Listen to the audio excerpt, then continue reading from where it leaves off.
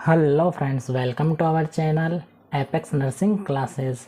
Friends, जैसा कि आप लोग जानते हैं कि हम एमएसएन के अंदर डाइजेस्टिव सिस्टम के डिसऑर्डर के बारे में डील कर रहे हैं। तो फ्रेंड्स, आज उसी सीरीज़ में हम एक और नई डिजीज़ लेके आए हैं आपके लिए और आज वो होने वाली है अल्सरेटिव कोलाइटिस। क्लियर फ्रेंड्स, क्या नाम है डिजीज़ का? Ulcerative colitis. तो बात करते हैं क्या डेफिनेशन है, क्या क्या कोजेज़ हैं, क्या साइन एंड सिम्टम है, क्या मैनेजमेंट है। क्लियर फ्रेंड्स, तो बात करते हैं अल्सरेटिव कोलाइटिस की।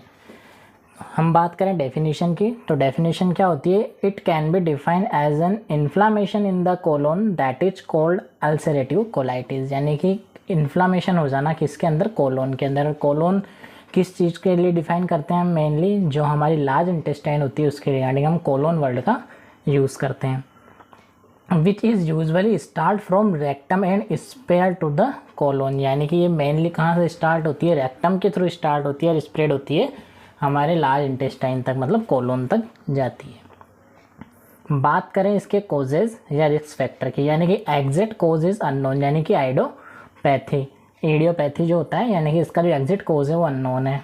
नेक्स्ट बात करें, कोई एलर्जिक रिएक्शन हो सकती है, बैक्टीरियल एंड वायरल इन्फेक्शन हो सकता है, एनवायरमेंटल फैक्टर हो सकता है, ऑटोइम्यून डिसऑर्डर हो सकता है, sedentary life style, spicy food, age, gender, hereditary. Clear friends, ये हुए इसके मेनली कोजेज। अब बात करें हम इसके साइन एंड सिम्टम के बारे में। साइन एंड सिम्टम में मेनली क्या क्या हो सकता है? जैसे कि मेलिना हो सकता है, यानी कि स्टूल के अंदर ब्लड का प्रेजेंट होना। वेट लॉस हो सकता है, विटामिन के डेफिशिएंसी, हाइपोवोलेमिया हो सकता है। हाइपोवोलेमिया की वजह से क्या कंडीशन देखने को मिलेगी? हाइपोटेंशन की कंडीशन देखने को मिलेगी। और हाइपोटेंशन की वजह से टेकीकार्डिया की कंडीशन, यानी कि इंक्रीज द हार्ट रेट, और इंक्रीज हार्ट रेट की वजह से हमें टेकीपीनिया की कंडीशन देखने को मिलेगी, यानी कि रेस्पिरेशन भी पर्सन के अंदर इंक्रीज देखने को मिलेगा। डायरिया की कंडीशन हो सकती है, लो ग्रेड फीवर देखने को मिल सकता है, रेक्टल ब्लीडिंग देखने को मिल सकती है एंड वीकनेस देखने को मिल सकती है। ठीक फ्रेंड्स, अब हमने बात की साइन एंड सिम्टम के बारे में। अब हम बात करते हैं डायग्नोस्टिक इवेल्युएशन के बारे में, यानी कि कौन कौन से डायग्नोसिस हमें इस चीज़ को के रिगार्डिंग कराने होंगे कि जिससे अल्सरेटिव कोलाइटिस के बारे में आइडेंटिफाई किया जा सके, उसका डायग्नोसिस किया जा सके। तो डायग्नोस्टिक इवेल्युएशन में हम मेनली जैसे कि फिजिकल एग्जामिनेशन करवाएंगे, स्टूल एग्जामिनेशन करवाएंगे, एब्डोमिनल एक्सरे करवाएंगे, यूएसजी करवाएंगे, ब्लड टेस्ट करवाएंगे, सिग्मोइडोस्कोपी करवाएंगे। सिग्मोइडोस्कोपी एक ऐसा प्रोसीजर होता है जिसके थ्रू हम सिग्मोइड कोलोन जो होता है उसका विजुअलाइजेशन करते हैं। क्लियर फ्रेंड्स, अब हम बात करें नेक्स्ट इसकी पैथोफिजियोलॉजी की। तो पैथोफिजियोलॉजी क्या होती है? इसमें mainly due to the any etiological factor, inflammation of the rectal mucosa, यानी कि इन्फ्लामेशन हो जाना रेक्टल म्यूकोसा के अंदर, उसके वजह से क्या कंडीशन देखने को मिलेगी हमें? Swelling and ulcer formation of surrounding area, यानी कि इस वजह से उसमें स्वेलिंग देखने को मिलेगी एंड अल्सर का फॉर्मेशन हो जाएगा सराउंडिंग एरिया में। Increase number of death fibre tissue of the surrounding area, इस वजह से क्या हो जाएगा? डेथ फाइबर टिश्यूज़ का फॉर्मेशन हो जाएगा। कहाँ पर हो जाएगा? सराउंडिंग एरिया में। Scar formation is occur and disturbed absorption ability, यानी कि इस वजह से क्या होगा कि जब स्कार का फॉर्मेशन होगा तो इस वजह से क्या देखने को मिलेगा हमें? जो मेनली एब्जॉर्प्शन की एबिलिटी होती है वो डिक्रीज हो जाएगी, वो डिस्टर्ब हो जाएगी। इस वजह से कुछ सिम्टम देखने को मिलेंगे जैसे कि मेलिना, फीवर, इन्फेक्शन, डायरिया, ये सब कंडीशंस हमें देखने को मिलेंगी and at the last ulcerative colitis present हो जाएगा बॉडी के अंदर। अब हम नेक्स्ट बात करें जैसे कि मैनेजमेंट के बारे में। तो मैनेजमेंट में हम फर्स्टली क्या देखेंगे? Medical management. तो मेडिकल मैनेजमेंट क्या होता है? इसमें मेनली जैसे कि फर्स्ट दे सकते हैं हम एंटी इन्फ्लामेटरी ड्रग्स, जैसे कि कुछ कोर्टिकोस्टेरॉइडल मेडिसिन होती हैं जैसे हाइड्रोकोर्टिसोन। इम्यूनोसप्रेसिव ड्रग दे सकते हैं जैसे कि साइक्लोस्पोरिन। एंटीपायरेटिक मेडिसिन दे सकते हैं जैसे कि पीसीएम हुआ, एसिक्लोफेनिक हुआ। एनाल्जेसिक के लिए हम डाइक्लोफेनिक दे सकते हैं। एंटीबायोटिक में हम अमोक्सिसिलिन दे सकते हैं। एंटी एलर्जिक में हम एविल्डेक्सोना पेशेंट को प्रोवाइड कर सकते हैं। बात करें इसके सर्जिकल मैनेजमेंट की, तो सर्जिकल मैनेजमेंट में हमें क्या करना है? सर्जिकल मैनेजमेंट मेनली 2-3 टाइप का होता है। फर्स्ट वाला है जैसे कि सब टोटल कोलेस्टोमी। तो सब टोटल कोलेटोमी में क्या होता है? Mainly partial remover of the corona, that is called सब टोटल कोलेस्टोमी। यानी कि फ्रेंड्स क्या करना है? इसमें पार्शियली रिमूव कर देना है हमें कोलोन वाले पार्ट को।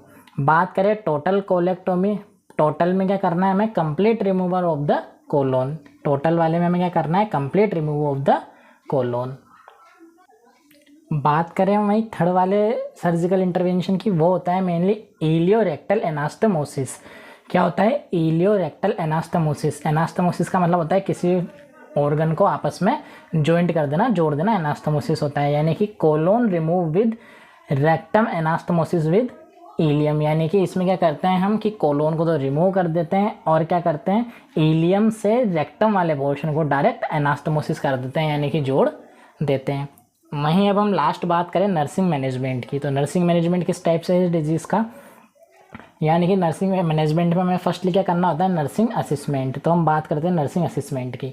नर्सिंग असिस्मेंट में हमें क्या करना है, monitor vital sign, previous nursing history of the patient, यानी कि पेशेंट की प्रीवियस हिस्ट्री लेनी है। Assess the food habit of the patient, patient के फूड हैबिट को हमें असेस करना है। Determine number and consistency of bowel movement, यानी कि हमें बोवल मूवमेंट की कंसिस्टेंसी का पता लगाना है, डिटरमाइन करना है नंबर्स के बारे में।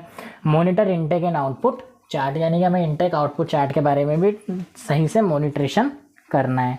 अब हम वही बात करें फाइनली नर्सिंग डायग्नोसिस की, जो कि नर्स का एक बहुत मोस्ट इंपॉर्टेंट रोल होता है।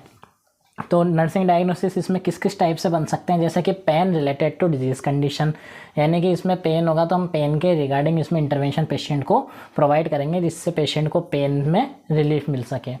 वहीं हम बात करें नेक्स्ट इसमें imbalance nutrition less than body requirement related to disease condition, क्योंकि पेशेंट प्रॉपर अमाउंट में फूड इंटेक नहीं कर पाएगा, उसको इन्फेक्शन की कंडीशन है, उसको वॉमिटिंग है, नोजिया, उसको डायरियल कंडीशन हो रही है, तो हम उसके कहीं ना कहीं इंटरवेंशन प्रोवाइड करेंगे किस चीज़ के रिगार्डिंग, उसको हम मेनली न्यूट्रिशन के regarding. Deficient fluid volume related to diarrhoea, यानी कि हम पेशेंट को क्या करेंगे फ्लूइड वॉल्यूम मेंटेन करेंगे उसका बॉडी में, किस वजह से, जो मेनली डिस्टर्ब हुआ है डायरियल कंडीशन के वजह से। Risk for infection related to surgical procedure, जब भी सर्जिकल प्रोसीजर करते हैं बॉडी के अंदर तो कहीं ना कहीं इन्फेक्शन की एक रिस्क बनी रहती है, तो उसके रिगार्डिंग हम पेशेंट को इंटरवेंशन प्रोवाइड करेंगे जिसके थ्रू पेशेंट इन्फेक्शन से प्रिवेंट कर सके।